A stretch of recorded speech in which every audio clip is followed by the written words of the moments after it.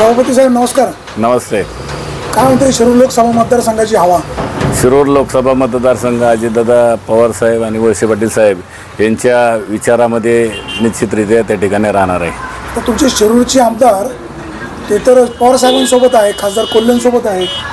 ते जरी असले तरी त्याचा फारसा इफेक्ट होणार नाही. सगळे कार्यकर्ते हे आदरणीय अजितदादा पवार साहेब यांच्या पाठीमागं भक्कमपणे उभे राहिलेले, त्यांचा पक्षप्रवेशही तसा झालेला आहे.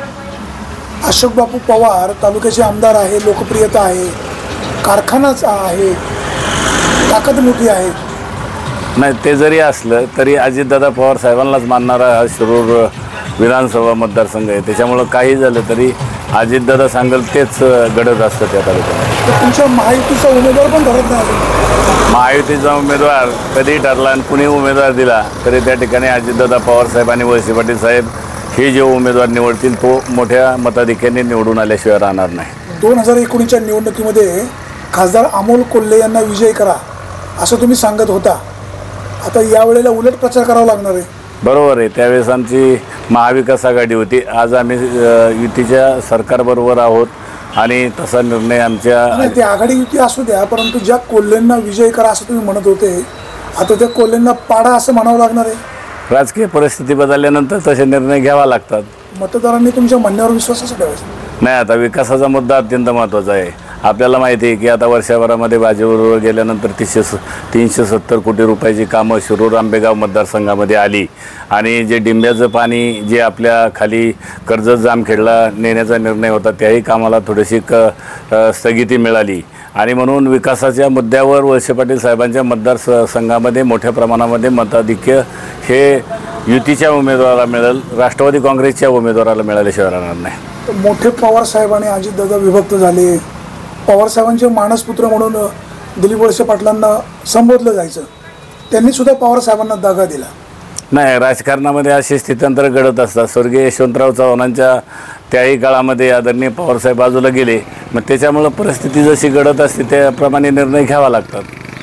आता शिरूर लोकसभा मतदारसंघामधून शिवाजीराव आढळराव हातामध्ये घड्याळ बांधून लोकसभेची निवडणूक लढवणार अशी चर्चा होते.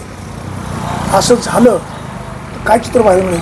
नाही, शिवाजीराव आढळराव असो किंवा अन्य कोणीही असो, घड्याळ चिन्ह घेऊन जो उमेदवार इलेक्शनला सामोरे जाईल त्याला मोठ्या मताधिक्याने शिरूर लोकसभा मतदारसंघात जनता विजयी केल्याशिवाय राहणार नाही. कोल्हे ज्या पक्षाकडनं उभे आहेत तर तुम्ही त्यांना मागच्या वेळी निवडून दिलं. 5 वर्षाची त्यांची कारकीर्द कशी? नाही, त्यांचा 5 वर्षामध्ये संपर्क फार कमी आलेला आहे. कामाच्या संदर्भामध्ये जरी विकासाचा मुद्दा त्या ठिकाणी चांगला असला तरी संपर्काचा मुद्दा अत्यंत महत्त्वाचा आहे. हेच अमोल कोल्हे तुमच्या सोबत आता असते तर मग असं म्हणाले असते? नाही, कोल्हे आमच्या समेत असते तर तसं जरी बोललो नसतो तरी आमचा उमेदवार निवडून आणण्यासाठी आम्हाला मेरिट जनतेपुढे मांडावं लागलं असतं. मग आता जनतेने जर तुम्ही असं सांगितल्यावर मतदार म्हणणार अशी ही बनवा बनवी?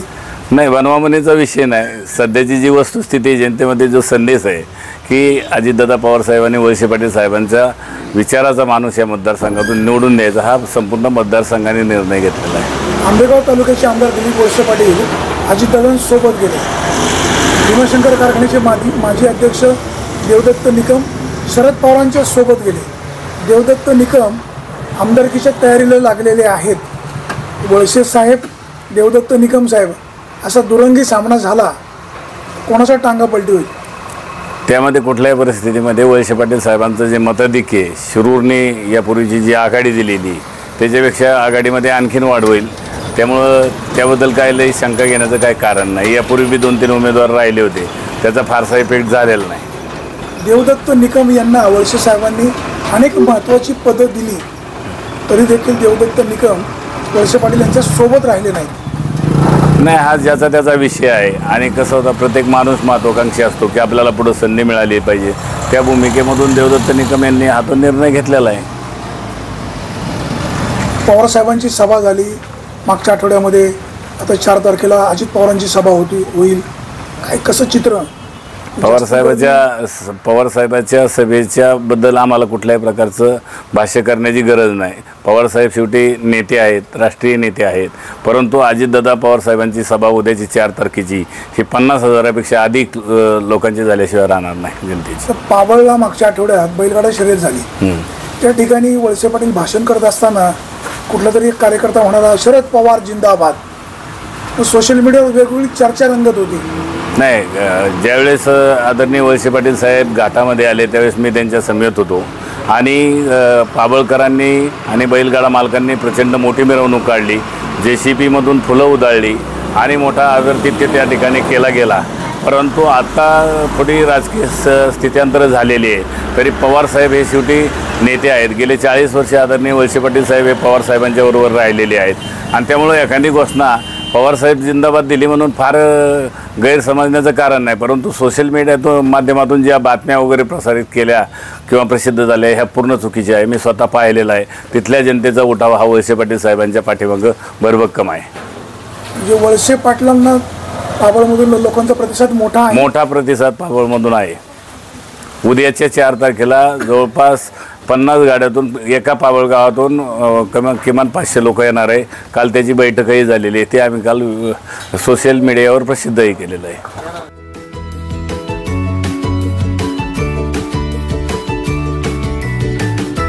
बातम्या शेतीच्या, बातम्या मातीच्या, बातम्या अन्यायाच्या, गुन्हेगारीच्या,